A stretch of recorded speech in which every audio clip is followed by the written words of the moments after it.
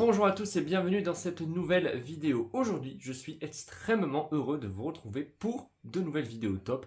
De nouvelles avec un S, tout simplement parce que j'ai prévu de vous en faire à peu près 4, 5, 6, 4, 5 peut-être. En fait, je vais vous faire des vidéos top, mais par maison d'édition. C'est vrai que je vous ai jamais fait ça. Et là, j'ai décidé donc de faire Pika, Kaze, Kiyun, Kurokawa... Euh, euh, J'allais dire Panini, mais en fait Panini, le seul manga que j'ai de chez eux, c'est Demon Slayer. Le top serait plutôt vite fait en fait. Après je pourrais vous faire un top des tomes de Demon Slayer, mais ouais ça pourrait être sympa. Ça pourrait être sympa, surtout quand la série sera terminée. Mais sinon, non. Non. Bah non parce qu'il y a un top avec un tome. C'est pas top. Un top c'est pas top. Après, il y a d'autres maisons d'édition comme Delcourt, Soleil, mais il me semble que j'ai pas assez de mangas de leur maison d'édition pour pouvoir faire un top. Donc on verra ça. Mais en tout cas, pour l'instant, je vais faire Pika, Kiyun, Kaze, Kurokawa, ça c'est sûr. D'ailleurs, Kurokawa, j'espère quand même que j'ai assez de mangas de leur maison d'édition, c'est pareil en fait. Parce que c'est vrai que en regardant ma mangatech, je vois quand même énormément de Kiyun, énormément de Pika, pas mal de Kaze. Ce sont vraiment les trois maisons d'édition qui dominent dans ma mangatech. Et après, d'autres maisons d'édition sont vraiment genre en infériorité. Il y a vraiment très très très peu de tomes. Mais oh, j'ai vu Komiku aussi. Komiku, je les ai oubliés. Mais Komiku, j'avais revendu beaucoup de tomes à l'époque de chez Komiku. J'étais tellement stupide d'avoir vendu beaucoup trop de mangas. Bref, c'est pas du tout le sujet de la vidéo, donc je vais me taire. Voilà, ça commence déjà mal, je parle beaucoup trop. Aujourd'hui, je vous retrouve donc pour le top manga de chez Kiyun, de chez... Non, pas du tout, en fait, de chez Pika. Oh. Je disais donc, avec mon faux micro...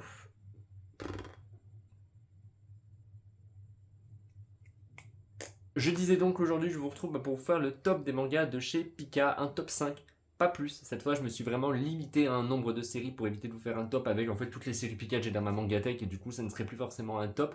Il y a des séries assez anciennes comme des séries assez récentes et à la fin je vous avoue j'ai quand même mis un 6ème tome qui pour moi peut être une série très prometteuse parce que j'ai vraiment beaucoup aimé ce premier tome qui est une nouveauté qui est sortie au mois de juin et qui était vraiment super sympa, mais vous verrez ça et puis je vais vous en parler assez rapidement. Écoutez, c'est parti donc pour ce top 5 de mes mangas de chez Pika Édition. N'hésitez pas à commenter la vidéo en me faisant votre top 5, votre top 5 des mangas de cet éditeur. Et puis comme ça, on pourra discuter ensemble. Et voilà, et dimanche, normalement, je vous retrouverai pour mon top 5 de chez Kiyun, si tout va bien. Sauf si jamais je glisse une autre vidéo entre temps, mais je ne pense pas. Alors, c'est parti mes kiki. Je vais d'abord commencer ce top par une série qui pour moi est très prometteuse et qui peut vraiment être hyper sympa par la suite, mais après peut-être que je parle un peu vite parce que pour l'instant il n'y a qu'un seul tome. C'est toujours en cours avec 6 ou 7 tomes au Japon, on aura le droit à un tome tous les 3 mois en France, il s'agit de Violence Action. Violence Action, en fait on va suivre Kei qui a 20 ans, qui est étudiante et qui fait comme petit boulot étudiant tueuse à gages. Voilà, tueuse à gages. Alors oui, elle va buter des gens entre ses révisions partielles. Ma foi, c'est plutôt très sympathique. C'était vraiment un tome 1 que j'avais beaucoup apprécié parce que c'était très drôle. Très drôle, mais également très sanglant et très violent. Mais j'avais adoré surtout la personnalité de Kei parce que je vous dis, elle est étudiante et puis après elle va tuer des gens. Et elle arrive à switcher entre les deux avec un talent absolument remarquable. J'avais trouvé les dessins hyper beaux, vraiment un très très gros coup de cœur pour les dessins qui étaient vraiment très sympas. Et je me dis que cette série, ça peut vraiment donner quelque chose de très intéressant. Déjà la fin de ce tome là était très très très intéressante. J'ai vraiment hâte de découvrir le tome 2 qui sortira au mois d'août. J'adore la couverture qui est aussi très sympathique. Donc honnêtement pour moi ça c'est une série qui pourra vraiment intégrer un top 5 de chez Pika, peut-être l'année prochaine ou dans 2 ans, peut-être que je ferai ça tous les ans, je sais pas du tout, peut-être pas non plus, mais en tout cas ça pourra vraiment être dans le top, je pense, parce que c'est un tome 1 qui marche très bien, mais ça se trouve le tome 2 sera beaucoup moins bon et le tome 3 sera nul et après ça va être un abandon de série. En vrai, j'espère pas. Mais pour l'instant, ce tome 1 a vraiment bien commencé. C'est pour ça que je me permets de le glisser dans ce top. Et maintenant, je vais vraiment partir pour le vrai top 5. Voilà. Donc stop le hors-sujet. Mais lisez Violence Action parce que vraiment c'est super cool. Et si jamais vous voulez un manga délirant, violent, avec une héroïne qui vraiment est super sympa, hyper attachante, c'est pour vous. C'est le retour de la machine à laver dans les vidéos. Honnêtement, j'espère qu'on va pas l'entendre trop parce qu'elle fait quand même un boucan absolument malade. Mais je parle assez fort et je suis assez proche de la caméra, donc je pense que ça devrait aller. Sinon, dis coucou à la machine. Voilà, elle vous dit bonjour. Mais vous commencez à être habitué à la machine à laver dans toutes mes vidéos, parce que je lance une machine avant de faire mes vidéos. Ne me demandez pas pourquoi, et après avoir lancé la machine, je me dis je mets pause, et bah c'est bon, ça ira, je pense qu'on va pas trop l'entendre non plus. J'ai découvert cette première série sur la chaîne de Linsotaku à l'époque. Je vous avoue que j'avais déjà feuilleté les tomes quand j'étais allé à l'espace culturel Leclerc, parce qu'avant j'habitais chez mes parents, et du coup bah, la librairie la plus proche c'était un espace culturel, et du coup j'avais feuilleté ce manga et je m'étais dit les dessins sont pas top, les couvertures sont pas ouf. J'ai pas vraiment envie de craquer, et finalement, après avoir vu la vidéo de Linsotaku, bah, elle m'a fait totalement craquer pour cette série. Il s'agit de Seven Deadly Sins qui est terminé chez Pika, qui est terminé. Attendez, besoin de checker quelque chose. Je crois bien, oui, c'est terminé en 41 tomes, hein. Mais de toute façon, je le précisais dans la vidéo, mais oui, parce que de toute façon, j'avais le tome final. Ils avaient sorti même un tome collector. Bref, c'est pas le sujet, mais en tout cas, c'est une série qui est terminée en quand même pas mal de tomes chez Pika. Et la couverture, vous voyez, à l'époque, ne m'intéressait pas du tout. J'étais très intrigué, mais la couverture m'a énormément rebuté. En fait, Seven Deadly Sins, c'était super sympa. C'est une série avec de l'action, des personnages hyper attachants. Et il faut vraiment pas se fier en fait à la couverture qui, je trouve, maintenant j'aime beaucoup parce que j'aime beaucoup la série, mais à l'époque j'avais un peu du mal. J'étais là, mais c'est pas très très joli. Par contre, les dessins, je suis désolé, mais ils sont quand même relativement beaux. Mais c'est pareil, à l'époque, je sais pas pourquoi, j'avais pas forcément flashé sur les dessins. Alors que, excusez-moi, mais ils sont quand même sacrément beaux, enfin, ils sont quand même pas mal du tout. On peut dire que le mangaka a quand même du talent pour dessiner de belles choses. Ça me donne vraiment envie de la relire d'ailleurs, cette série. Et en fait, on va suivre vraiment. Je vais pas non plus faire le scénario, le scénario là. Faut que j'arrête de dire scénario, moi, le résumé. Parce que je pense que tout le monde connaît cette série, mais il y a de l'action, de l'aventure, de très très très très bons combats. Et c'est vrai que c'était une série qui était super efficace. Et j'étais extrêmement triste de la laisser partir à la fin. Mais je suis assez content parce qu'avec Fortnite of the Apocalypse, qui est la suite qui sort, qui a commencé à sortir il y a pas très longtemps, et ben on a pu replonger dans l'univers de Seven Deadly Sins. Et ça, c'est hyper plaisant. Et big up à Meliodas, qui était pour moi l'un des personnages les plus drôles dans les mangas, parce il me faisait tellement rire avec son attitude un peu perverse. Mais quand même, il voulait rester mignon. Vous voyez, il plongeait sa tête dans les seins d'Elisabeth, mais c'était il avait un côté mignon chou, quoi. Voilà, je sais pas comment on peut appeler un pervers chou, en fait, mais vous voyez Meliodas, en fait, tout simplement. Il avait quand même ce côté mignon et attachant. Après, tous les personnages sont attachants. Et je pense d'ailleurs que mon personnage préféré, c'est peut-être. J'hésite entre Meliodas, Ban ou King. Parce que King, je l'aimais aussi énormément. Je l'aime énormément. Ban était quand même très très très très classe. Surtout quand on découvre son histoire d'amour. Alors là, il est encore plus attachant.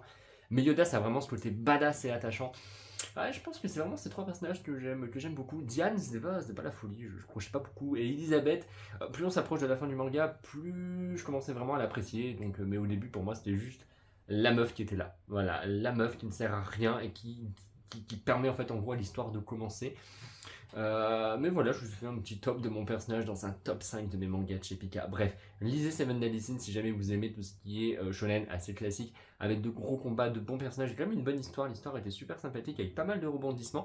Et bah lisez Seven Deadly Sins parce que je pense que vous allez pouvoir kiffer. Autre série, alors celle-ci par contre, c'était les dessins qui me posaient vraiment problème. J'avais énormément de mal avec le style de l'auteur, du mangaka. Et en fait, il a fallu d'abord que je tente un extrait de chez Pika pour me dire j'aime pas trop. Ensuite, j'ai téléchargé les scans. Oui, désolé, j'avais téléchargé tout le premier tome en scan, même les deux premiers tomes, je crois. Et je les ai enchaînés assez vite en fait. Et là, je me suis dit, ah ouais, en fait, les dessins, on s'y habitue assez vite. Et l'histoire est quand même sacrément cool. Donc, ça me donne envie d'acheter des tomes. Et j'ai acheté tous les tomes qui étaient sortis à cette époque. Alors, autant vous dire que je sais plus tout combien j'ai acheté de tomes à la suite, hein, parce que ça remonte. Est-ce que vous devinez un petit peu de quelle série je parle? Série phare de chez Pika, qui s'est terminée il n'y a pas très très longtemps. L'anime apparemment est une bombe, mais moi j'ai pas encore regardé l'anime, j'ai vu les premières saisons mais pas les dernières saisons. Il s'agit de La Taille des Titans. Alors La Taille des Titans, les couvertures étaient super sympas par contre, vraiment très très très stylées, mais j'avoue que j'étais vraiment rebuté par les dessins. Là j'avais vraiment du mal, ouais j'avais vraiment du mal. Mais maintenant c'est trop bizarre parce que du coup je me souviens quand j'ai découvert les dessins à l'époque, j'avais vraiment un regard en mode oh c'est pas beau. Alors que maintenant que je les regarde, en fait je me dis ils sont sacrément jolis les dessins. C'est fou comme mon regard a changé au fil du temps. En même temps, c'est une série que j'apprécie beaucoup. Donc bon, forcément, d'ailleurs, j'ai vraiment envie de la relire pour tout relire à 100%. Parce qu'il y a quand même un moment où le scénario devient un peu plus complexe que juste la survie face à des titans. Et c'est vraiment ce retournement de situation dans le scénario, enfin ce retournement de situation. Toute cette explication que j'avais vraiment trouvé hyper stylée et hyper cool. Et voilà, bon après l'attaque des titans, je vais pas en parler plus, hein. Je pense que tout le monde connaît. Gros big up à Levi et Mikasa, qui, surtout Levi, qui est vraiment mon personnage préféré parce qu'il a une classe et une beauté intersidérale. Mikasa aussi, Mikasa je l'aimais beaucoup. Après, il y a plein de personnages qui étaient super sympas, mais sachant qu'il fallait éviter de s'attacher à certains personnages parce qu'on avait une chance sur deux qui crèvent au tome prochain. Mais voilà, je vous montre les dessins comme si personne connaissait l'attaque des titans, mais je pense que vous êtes très nombreux à lire l'attaque des titans. Et je pense que vous serez très nombreux aussi à le mettre dans votre top de chez Pika, parce que je pense que c'est l'une de leurs plus grosses séries avec peut-être Fairy Tail et des mangas comme ça. Mais l'attaque des titans, c'est vraiment une série, si vous voulez une série avec des bons combats, de l'action, un côté un peu Game of Thrones dans le sens où tous les personnages peuvent mourir. Voilà, ne vous attachez à personne parce qu'ils peuvent tous y passer d'un tome à l'autre avec une violence. Le mangaka en a rien à foutre, voilà, vos sentiments, voilà, il vous les met dans les fesses et il s'en fout. Et avec surtout un scénario qui est hyper méga bien développé. On peut penser dans les premiers tomes que le scénario sera assez bidon, assez simple, et en fait pas du tout. Et ce qu'il a construit comme univers, c'est juste incroyable. Et je vous avoue par contre qu'il y a certains moments, j'avais été un peu perdu dans le scénario. Et il y a également certains moments assez plats dans le manga. Je me souviens d'une série de tomes où on essaie de cacher un peu Eren et tout. Je vais pas trop en dire pour pas spoiler. Mais tous ces tomes-là étaient assez longs et pas très intéressants, je dois dire. Mais sinon c'est vraiment un très bon manga, une très bonne histoire, et je vous invite à vous plonger dans l'anime si jamais vous avez envie de découvrir cette série. Mais je pense que vous serez très peu à ne pas la connaître et à me dire ah c'est vrai, j'ai bien envie de tenter l'attaque des titans mais je me suis pas encore laissé tenter. Je pense que vous serez pas nombreux dans ce cas-là. Alors là c'est une série, j'ai craqué tout de suite. Déjà à rien qu'en lisant le titre du manga je m'étais dit toi tu seras à moi. En voyant les dessins absolument incroyables, l'histoire était super intéressante. Il s'agit de l'Atelier des Sorciers. L'Atelier des Sorciers, c'est chez Pika. Pourquoi je le précise? Je crois que c'est toujours en cours avec 9 ou 10 tomes au Japon. Et nous, on a les 9 tomes en France et on attend la prochaine, le tome 10, tout simplement, il me semble. De toute façon, comme d'habitude, je vous préciserai tout dans la vidéo. Si jamais je me trompe, si jamais j'affiche rien, c'est que ce que je vous dis, c'est juste. Des fois, ça m'arrive quand même. L'Atelier des Sorciers, déjà, c'est des couvertures et des éditions collector incroyables. Voilà, incroyable. Je pense que ce sont les meilleures éditions collector de chez Pika. À chaque fois, ils fournissent un travail de malade pour nous donner des choses hyper qualitatives et c'est top de chez top. Les dessins sont incroyables. Voilà, les dessins sont magnifiques. Pareil. Je crois que j'ai rarement vu des dessins vraiment aussi beaux. Ça fourmille de détails partout. C'est incroyable le talent. Le talent de la mangaka, il me semble. Oui, il me semble c'est une mangaka. Elle est hyper méga talentueuse. J'ai juste fait oh bonjour. Hyper méga talentueuse. Et alors on voit vraiment son talent qui s'améliore en fait au fur et à mesure des tomes, et on voit qu'elle prend vraiment, que les tomes prennent en qualité en termes de dessin plus on avance dans l'histoire, et c'est vraiment magnifique. Voilà, là c'est vraiment magnifique. L'Atelier des Sorciers, c'est de la magie, c'est de l'aventure, c'est des personnages super attachants et vraiment un univers qui est super intéressant. Moi de toute façon tout ce qui touche à la magie j'adore, je pense que vous l'aurez compris depuis le temps, hein. Mais l'Atelier des Sorciers pour moi c'est un énorme coup de cœur de chez Pika et je ne peux que vous la recommander si vous voulez une série avec de bons personnages. Il y a une construction des personnages qui est super intéressante, avec toujours un côté très intriguant. On se pose pas mal de questions. Certains personnages, on se dit, toi tu peux être gentil, mais comme méchant, on se pose des questions, on a des doutes. Et c'est hyper intéressant. Et d'ailleurs, si vous aimez la cuisine, il y a un spin-off, la cuisine de l'Atelier des Sorciers, que j'ai jamais lu personnellement parce que j'aime bien la série, mais pas au point d'acheter ce manga. J'étais pas vraiment très intéressé. Mais une série qui est vraiment très efficace sur moi. Et je vous dis, les collectors à chaque fois. Alors par contre, les collectors, si vous les avez pas achetés lors de leur sortie, je pense que maintenant c'est mort, hein. Voilà, n'y comptez plus, je pense, parce que les gens se jettent dessus. Et je suppose, d'ailleurs, je pense qu'on aura encore un autre collector pour le tome 10, parce qu'on avait quasiment des collectors pour tous les tomes. Mais vraiment, un travail d'édition incroyable pour un manga qui mériterait vraiment d'être plus connu que ça. Parce que le manga est quand même connu, mais pas trop non plus. Et je pense qu'il mérite quand même d'être lu par plus de personnes. Et forcément, j'ai hâte de voir un anime parce que je pense qu'une adaptation anime pourrait vraiment booster les ventes du manga, que ce soit au Japon ou en France, parce qu'il mérite vraiment d'être beaucoup plus connu et d'avoir un succès beaucoup plus grand que ce qu'il a maintenant. Parce que, comme je répète, hein, au final, il n'y a pas tant de personnes que ça qui en parlent de l'Atelier des Sorciers. Et c'est vrai que c'est vraiment dommage parce que c'est une très bonne série. C'est pour ça qu'elle est dans ce top. Autre série qui n'a absolument pas du tout le succès qu'elle mérite parce qu'elle devrait être largement plus connue. Elle a un anime qui est sur Netflix, sauf que l'anime fait, je crois, 11-12 épisodes. Et il n'y a jamais eu de suite, donc je suppose qu'il n'a pas forcément bien marché pour que malheureusement il n'y ait pas de saison 2, il s'agit de Drifting Dragons. Alors vous allez me dire, c'est quoi épreuve non corrigée? En fait, c'est un tome que Pika m'avait envoyé avant, il y a très très longtemps, je crois, c'était genre 2-3 mois avant sa sortie. Et en fait, l'épreuve corrigée, c'est une version presse, si vous voulez, dans laquelle les fautes n'ont pas forcément été corrigées, s'il y en a. Moi, personnellement, j'ai pas vu de faute en lisant ce tome. Où il peut peut-être y avoir des petites erreurs et tout à l'intérieur, et du coup, ça sera corrigé pour ensuite le mettre à la vente. Donc je suis grave content d'avoir ce genre de manga là dans ma mangatech, ça c'est vraiment très plaisant. Et bref, Drifting Dragon, c'était, je vous l'ai déjà dit à maintes reprises, le tome 1 c'était moyen, le tome 2 j'ai failli abandonner, et avec le tome 3 ça a été un coup de cœur intersidéral. Et maintenant je pousse tout le monde à lire cette série. Vous voulez de l'aventure, des dragons, des bonnes scènes de combat quand même, c'est pas vraiment des combats mais plus de l'action, des personnages hyper attachants, là faut foncer. En fait on va suivre tout l'équipage du Queen Zaza qui est un dragonnier, donc en fait il chasse des dragons, mais il chasse pas vraiment des dragons juste pour les tuer, il chasse des dragons pour pouvoir manger leur chair, et à chaque fois qu'il tue un dragon, ils vont faire une prière pour lui en remerciant le ciel d'avoir donné ce dragon. Et c'est magnifique, voilà. Et l'équipage du Queen Zaza, je les aime tous. Il n'y a pas un personnage que je n'aime pas. Ils sont tous hyper attachants. Et là où la mangaka a vraiment fait un travail pour rendre ça tellement réel, ça me rappelle vraiment Blue Flag. Attention, dans le sens construction des personnages. Une très bonne construction des personnages. Ils sont tous très attachants, ils ont tous leur personnalité. Et je les aime tous. Voilà, donc ça, je vous invite vraiment à lire ce manga si vous voulez de l'aventure, des bonnes tranches d'humeur, enfin de la bonne humeur, parce qu'en fait, quand l'équipage ils sont ensemble, ils mangent ensemble et tout, on ressent la bonne humeur qu'ils sont en train de vivre, et c'est super plaisant, hyper attachant. Les couvertures, elles sont toutes incroyables, que ce soit recto verso, elles sont magnifiques. Et les dessins, c'est pareil. Là, les dessins, on est sur vraiment une qualité de dingue. Et c'est pareil, au fur et à mesure des tomes, il y a une amélioration ou de la mangaka, je suis désolé. C'est incroyable. Et ça donne envie de manger du dragon. Genre là, par exemple, il est en train de manger dragon miniature à la diable. Bon, c'est pas forcément le meilleur exemple, mais à un moment, il mangeait par exemple un sandwich avec la viande de dragon. Et ça donnait tellement envie, ça avait l'air tellement bon, ça donnait envie d'aller chasser du dragon, tout ça. Malheureusement, je pense que vous pouvez aller vous promener dans les bois, vous n'allez pas forcément tomber sur un dragon. Hein. Et ce que je trouve grave cool, c'est que les dragons ne sont pas forcément communs. C'est pas des dragons qu'on a l'habitude de voir. Ils ont tous des formes et des aspects qui sont très différents de ce qu'on a l'habitude de connaître chez les dragons. C'est-à-dire, c'est pas forcément deux grandes ailes avec une grande tête, genre des dragons à la Game of Thrones ou à la dragon de Pixar ou de Harry Potter par exemple. C'est pas du tout des dragons comme ça, ils sont totalement différents. Des fois, ils ont même pas d'ailes en fait, c'est juste des espèces d'amas qui vont voler, mais ils ont tous des designs qui sont super sympas. Je sais pas, bah là par exemple, attendez. Je vais essayer de vous en montrer un. Bon, lui, il a des ailes.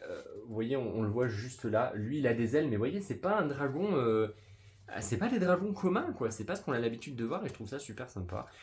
Et voilà, Drifting Dragon, c'est incroyable. Bah, là, par exemple, vous voyez, vous avez un dragon juste ici. Vous voyez, c'est pas un dragon. C'est pas du tout ce qu'on a l'habitude de voir, en fait. C'est pas ce qu'on nous vend quand on en parle de dragon souvent. Donc c'est pour ça que c'est hyper cool et ça rajoute vraiment quelque chose de spécial pour ce manga que j'aime énormément et que je vous invite à lire, mais vraiment plus. Le dernier manga de Stop, est-ce que c'est surprenant que je le mette dans Stop? Si jamais je vous dis Pika, grosse série phare, c'est grâce à ça que j'ai commencé les mangas. Forcément, c'est Fairy Tail. Voilà, Fairy Tail, c'est la série avec laquelle j'ai commencé les mangas, à lire des mangas, à m'intéresser à ce monde-là. Et du coup, je suis obligé de vous la mettre en top. Je ne la présenterai absolument pas parce que je pense qu'elle est largement connue. Bon, je peux vous montrer les dessins, mais j'avoue que les dessins des premiers tomes sont pas ouf parce que Hiro Mashima a quand même su vraiment s'améliorer par la suite. Et je l'avais acheté aussi à Leclerc, il n'y a pas la date.